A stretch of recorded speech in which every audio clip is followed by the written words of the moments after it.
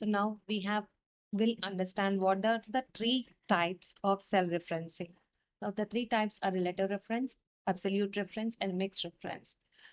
The basic difference between these three is that when you take a relative reference, there is no freezing of the row or column. See, column A is left as it is, and the row 100 is left as it is.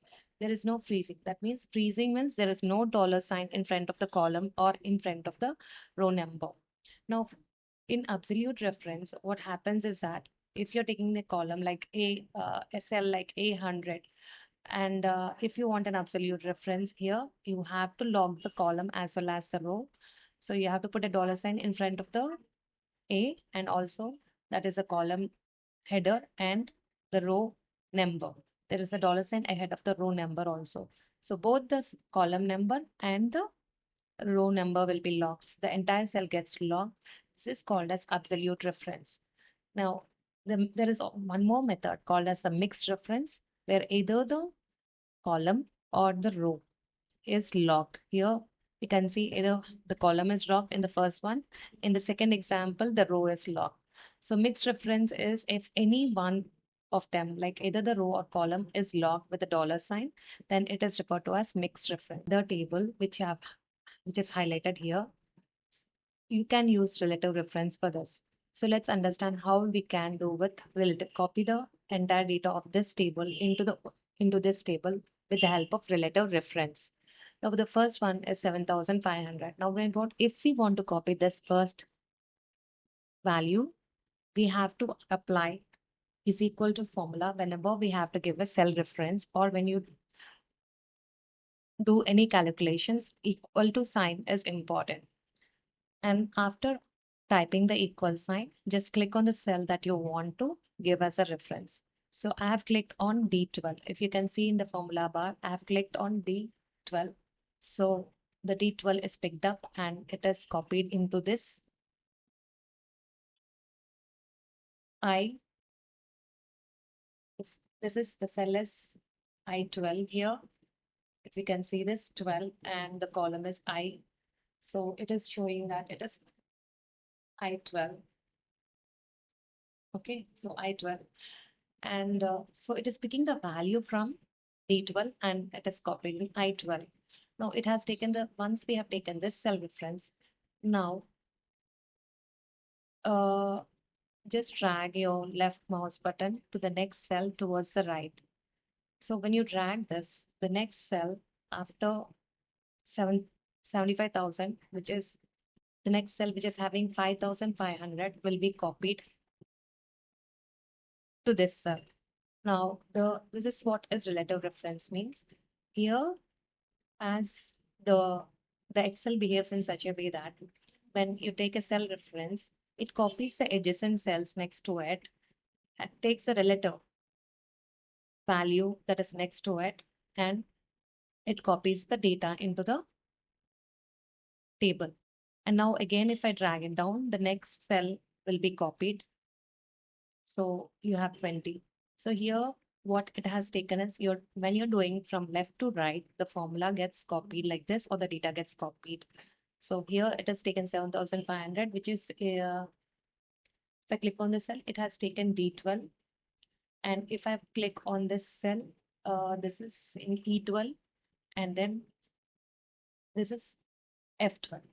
So it's going to copy each and every row relatively, every column relatively, and next we'll have, if we copy this, drag this, and we will have 25.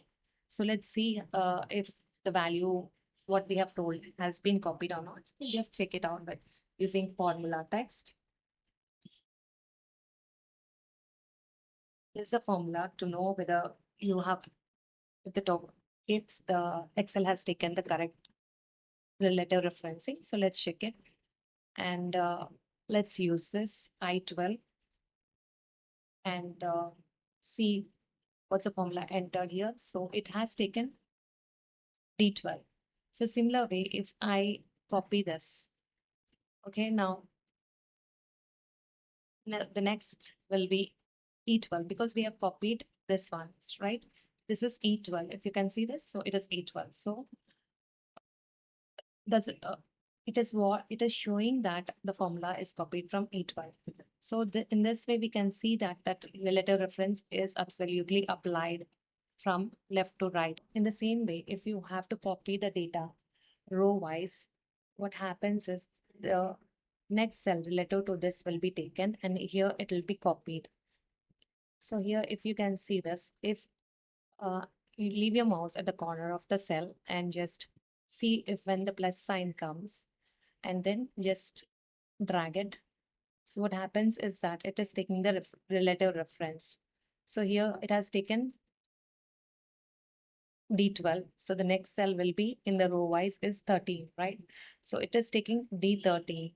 So it has to take D13. Let's see if it's taking D13. So in this way, it is going to change the row as you come down and it will take the relative reference from the row number. And then, so the values get copied and it will show you the values. It picks up the cell in relative reference and it shows you whatever values that are there in that cell. So this is technique of relative reference makes data handling or doing formulas or arithmetic operations easier in Excel easier in Excel. So in the same way, if you drag it, so all the cells will be copied. So if you can see this, here we have taken E12, and if you're coming to the row, it is E13. And then if you're coming to the next row, it's E14. So likewise, the relative reference will be taken from E14. So this way you can copy it down from left to right. You can also copy it vertically down and just drag the left mouse button. So this is what is relative reference. I hope you understood. So let's do some calculations with relative reference using relative reference. Now there is a quantity and there is a price here. And let's see how the relative reference works in this case. So we want to know the total price. So use equal to enter the formula and then click on the cell in quantity multiplied by price. So we're going to enter this formula. So it is going to be 1000. Now we don't have to enter each and every cell. You can just, with the help of relative reference, what the Excel will do is if you copy down the formula row wise, it will pick up the relative reference from this cell, which is D25 and again E25, and then it will enter the result. So as you go down, the relative cells to that row will be copied. So let me click to copy the formula and you have in every cell, if you can see, as the row number is changing, the column is not changing, but the row number is changing. So it will take that row number as a relative reference when doing the formula. So if you want to check this out, you can use the formula text and write this, enter this cell and see what cells did it pick up. So it has first cell, it has picked up D24 into E24. So it has taken the relative reference from these two cells, adjacent cells. Now, if I drag it down again, or I can double click on this. Okay, you can see that as the rows go down, the row number is changing, D25, E25, then so on D30, then 34, 36, like that. So grid reference makes our job easier when you're doing formulas or calculations or when you're doing mathematical operations on a range of cells. So I hope I have cleared all your doubts.